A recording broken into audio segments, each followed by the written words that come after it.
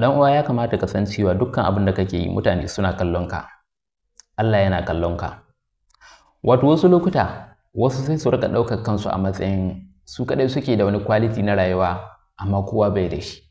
Su kadai suke da tunani, su kadai suke da fahimta, su kadai suke da ilimi, sauran mutane duk jahilai ne. Ya kamata ka fahimci rayuwa. Ya kamata ka gane cewa kowane ɗan adam akwai matsayin da Allah ya bashi. Kada ka ga mutum ka raina shi.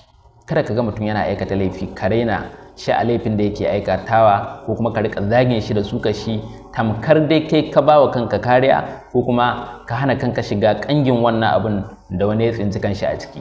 Ya kamata ka kasance mai addu'a, ya kamata ka kasance mai godiya ga Allah, ya kamata ka kasance mai fahimtar cewa kowane ɗan adam yana da tashi baiwa da Allah ya bashi wanda yake rayuwa a ƙarƙashin ta. Amma ba wai tunanin cewa kai ka fi kowa ba ko kai fi kowa sanin komai. Ya kamata ka canza tunaninka. Tunaninka su ne kamanninka. Tunaninka shi ne nasararka. Tunaninka shi ne gobenka. Duk abin da zai gina tunaninka ya gina gobenka, ya kamata a ce kana ba shi lokaci domin ka san ya yake gudanar da ayyukan shi. Ya kamata ka ware lokaci don tunani game da tunaninka, domin tunaninka shi ne ikonka, shi ne ƙarfinka, shi ne damarka, shi ne nasarar rayuwarka. Ɗan uwa, mu canza tunani.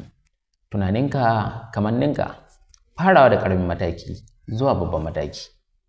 Ku kasance tare da mu a cikin wannan tasha mai albarka ta Nabil Digital TV domin canza tunani.